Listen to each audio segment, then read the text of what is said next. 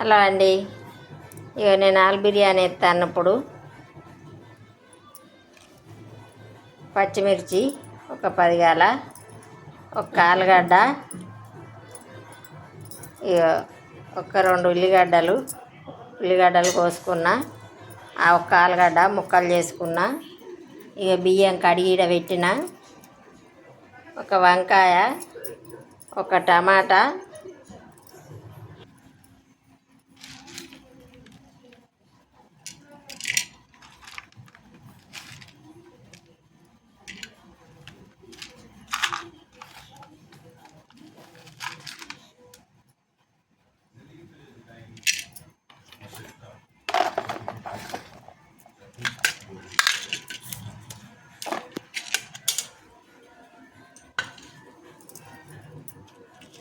మూడు బిర్యానీ ఆకులు, 5 ఇలాచి, ఒక దాల్చిన చెక్క, ఇంత బగారా పువ్వు, ఇది కొంచెం మరాఠీ మొగ్గ, 4-5 లవంగాలు, 4-5 మిరియాలు అన్ని తాలింపుకి వేసుకోవాలి. గంజి పొయ్యి మీద పెట్టుకున్న, నూనె కాగుతుంది.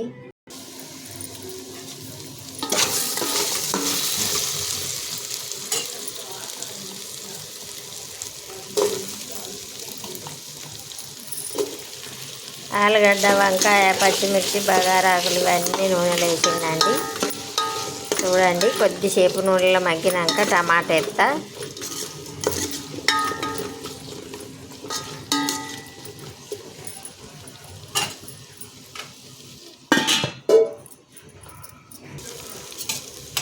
ఇప్పుడు నూనెలో మగ్గినాయండి.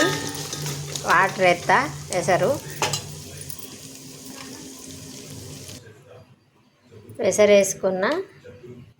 వేసుకొని బియ్యం కూడా వెంటనే వేసిండండి. ఇగో పచ్చి ధనియాల పౌడర్ 1 స్పూన్ ఎత్తన్న, కొంచెం చిటికెడు గరం మసాలా. ఇప్పుడు మొత్తం కలుపుకొని మూత పెట్టుకుంటే అంతా మామూలుగా మంచిగా ఉడుకుతుందండి. కూరతోటి అవసరం లేకుండా తినచ్చు, అందుకని ఇవన్నీ వేసిన. కొత్తిమీర అయితే సరిపోతుందండి. మధ్యలో ఒకసారి కలపాలండి. 1 బియ్యం పోస్తే 1.5 నీళ్ళు పోసుకోవాలి.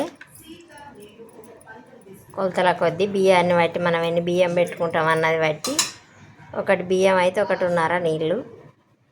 కొంచెం కొత్తిమీర కట్ చేసుకుంటూ ఉడికేసరికి ఇప్పుడు మళ్ళీ ఒకసారి కలిపితే కొంచెం కొత్తిమీర వేసి కలిపిందండి.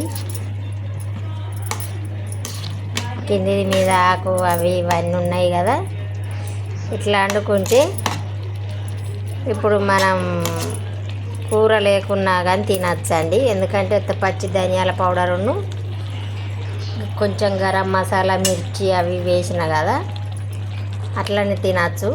నచ్చని వాళ్ళు ఇంత పెరుగు తీసుకొచ్చుకొని తినచ్చు. చూడండి, అయిపోయినట్టే అన్నం. హలో అండి, నాది ఆలు బిర్యానీ రెడీ. కొంచెం పచ్చి కొత్తిమీర మీద చల్లుతున్నా, కొంచెం ఉమ్మటిల్లాక తినచ్చు. నా ఆలు బిర్యానీ నచ్చినట్టయితే లైక్ చేయండి, షేర్ చేయండి, సబ్స్క్రైబ్ ఖచ్చితంగా చేయండి. చూడండి, బాయ్ అండి.